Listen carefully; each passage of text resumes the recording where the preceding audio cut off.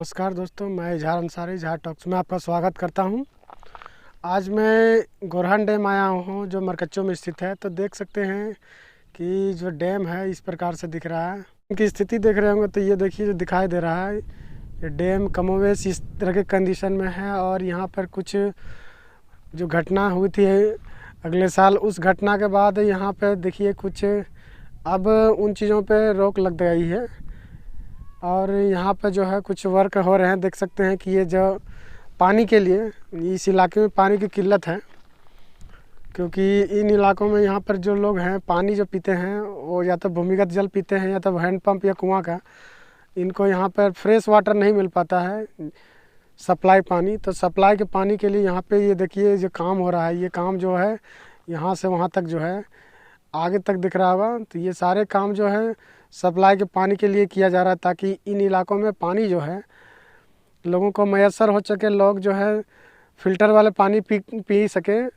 इसलिए मैं इस जगह को आज आया हुआ था यहाँ पे कुछ काम से। तो मैंने सोचा कि कुछ क्यों ना इस इलाके के में क्या जो बदलाव हुए हैं या यहाँ पर जो अगले साल के घटना के बाद जो कुछ सुधार हुए हैं या नहीं हुए हैं, उसको दिखाने के लिए मैं यहाँ पे आया था, ताकि यहाँ पर जो घटनाएं घटी थी फिर दोबारा ना घटे इस तरह की। और इस इलाके का नाम जो बदनाम हो गया था अगले जो 8 लोगों के डूबने के बाद, मैं नहीं चाहता कि इस तरह की किसी तरह की घटना हो।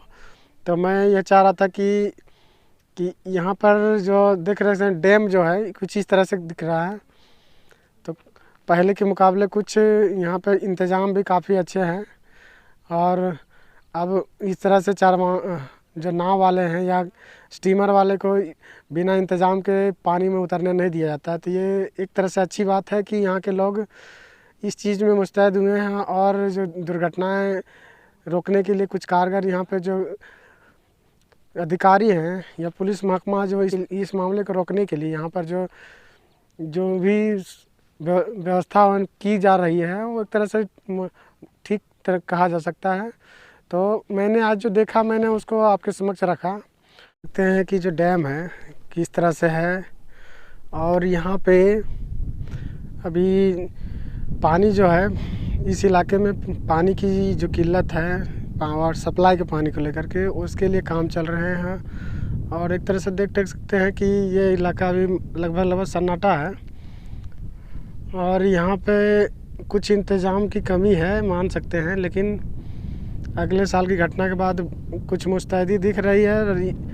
और जो लोग हैं जो बिना कोई सुरक्षा का मानदंड अपनाए इस जलाशय में जो विचरण करते थे उस पर रोक लगी है। रोक लगने के बाद आप देख सकते हैं जो आज के दौर में आज दिखा रहा हूँ कि प्रेजेंट टाइम में ये जो गोरहन डैम है किस तरह से दिख रहा है। तो ये स्थिति है यहाँ गोरहन डैम की। यहाँ पर अगर इसको सही तरह से सजाया जाए तो मैं समझता हूँ कि ये जो डैम है बहुत सुंदर बच सकता है, बहुत सुंदर रख सकता है और एक तरह से पर्यटन केंद्र के रूप में भी विकसित हो सकता है। बस एक कदम उठाने की आवश्यकता है। यहाँ के जो विधायक हैं, सांसद हैं, प्रतिनिधि हैं, जिला परिषद है, उनको इस चीज़ में भागीदार बनना चाहिए। और इस चीज़ को लेकर के राज्य सरकार को ज्ञापन देना चाहिए था। और यहाँ पर जो है साज सज्जा के काम और इस इलाके को सुंदर बनाने का काम करना चाहिए था, ताकि ये इलाका जो एक पर्यटन केंद्र के रूप में विकसित हो सके। क्योंकि हमने कई जगह घूमा गिरिडीह के इलाकों में और जगहों पे, तो वो इतने बड़े जलाशय नहीं थे। यहाँ इस जलाशय जो दिख रहा है ये जलाशय छोटा नहीं है, बहुत विशाल है। इधर भी बहुत दूरी तक है। ये जो वन दिख रहे हैं, वनीय क्षेत्र दिख रहे हैं, उसके बाद भी उधर है और उसके बाद उधर भी है, काफ़ी लंबे चौड़े इलाके तक। इसको पूरा दिखाना एक बार में संभव नहीं है, लेकिन ये एक बहुत बड़ा इलाके में ये जलाशय है। और जो गोरहन डैम है या जिसको हम मरकच्चो डैम कहते हैं, पंचखेरो जलाशय कहते हैं, इसको अगर सही तरह से बसा दिया जाए तो ये इलाका निश्चय ही एक बहुत सुंदर पर्यटन केंद्र के रूप में विकसित किया जा सकता है। ये देखिए पंचखेरो जलाशय जो है अभी इस स्थिति में है। और पहले ये जो देख रहे हैं हमारे इस जलाशय में ये जो दिख रहा है, इसके पीछे यहाँ पे गांव हुआ करता था पहले इसको और यहीं पे दुर्घटना घटी थी अगले साल।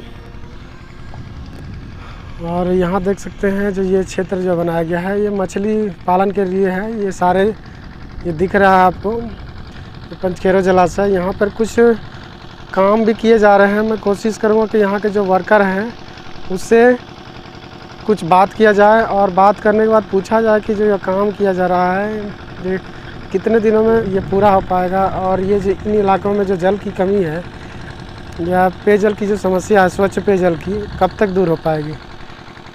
ये देख सकते हैं एक तरह से। तो यहाँ पे जो दिख रहा है स्थिति ठीक है और संतोषजनक भी कहा जा सकता है, लेकिन यहाँ इसकी जो साज सज्जा अगर ध्यान दिया जाता तो ये विशाल जो जलीय क्षेत्र है इसको एक पर्यटन केंद्र में निश्चित रूप से ही बसाया जा सकता था। और इसको विकसित करने के बाद ये पर्यटन केंद्र के रूप में विकसित होता तो इन इलाके के लोगों को एक तरह से रोज़गार उपलब्ध हो जाता है, और रोज़गार हो जाने के बाद लोगों का जो व्यवसाय है वो बढ़ जाता है। यहाँ पे यहाँ के लोगों को बाहर नहीं जाना पड़ता, यहीं पे वो डिपेंड हो जाते हैं। तो एक तरह से अगर इसको विकसित किया जाता तो आसपास के जो गांव हैं, आसपास के जो लोग हैं, उसको एक रोज़गार का अवसर प्राप्त हो जाएगा। और मैं यही चाहूँगा कि यहाँ के जो अधिकारी हैं, जो महकमा के लोग हैं इस इलाके के, इस चीज़ पर ध्यान दें और इस चीज़ को बढ़ावा देने की कोशिश करें। यहाँ पर देख सकते हैं कि जल वाटर सप्लाई के लिए यहाँ पे एक काम चल रहा है। मैं यहाँ के जो लोग होंगे मैं उनसे काम के बारे में बात करने की कोशिश करूँगा। और ये जो काम है लगातार देख सकते हैं कि पिलर के द्वारा काफ़ी दूर तक ये काम किए जाएंगे और यहाँ से फिर वाटर सप्लाई किया जाएगा इन इलाकों को। चलिए मैं इन लोगों से बात करने की कोशिश करता हूँ। देख सकते हैं कि जो ये जो काम हो रहा है ये पेयजल के लिए हो रहा है इलाके में, ताकि जो शुद्ध जो पेयजल है इस इलाके के लोगों को मैसर हो सके। और ये काम लगभग जिस तरह अभी मैंने अधिकारियों से बात किया, उनका कहना वो कहने के लिए तैयार नहीं हुए, लेकिन जो इसके ठेकेदार हैं वो नहीं आए हुए थे, जिसकी वजह से मैं जो यहाँ के जो कर्मचारी हैं मैं उनसे बात करने में सक्षम नहीं हो पाया, क्योंकि वो अपना बयान नहीं दर्ज करा पा रहे हैं। तो उन्होंने कहा कि ये जो इंटेक वेल बन रहा है ये इंटेक वेल मार्च से ट्रायल में आ जाएगा और 6 महीने के अंदर में ये इंटेक वेल इस इलाके के लिए कार्यरत हो जाएगा, ताकि इस इलाके में जो पानी की समस्या है वो शुद्ध पेयजल की समस्या को दूर किया जा सके। तो ये आप देख सकते हैं जो ये जो इंटेक वेल बन रहा है ये गोरहन डैम, जिसको हम पंचखेरो जलाशय भी कहते हैं, या तो पंचखेरो के बाद इसको कहा जाता है मरकच्चो डैम भी कहा जाता है।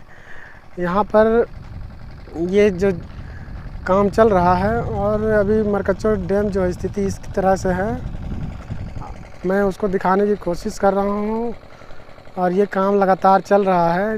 इस काम को जल्दी से जल्दी पूरा करना चाह रहे हैं, ताकि यहाँ के जो लोग हैं उनको शुद्ध पेयजल की समस्या का जो समाधान है जल्दी से जल्दी किया जा सके और मार्च तक इसका ट्रायल फाइनली किया जा सके और 6 महीने के अंदर में इसको आम लोगों के लिए यह जो इंटेक वेल के द्वारा जो जल संचार होगा, यहाँ पे लोगों को जल उपलब्धता हो पाएगी।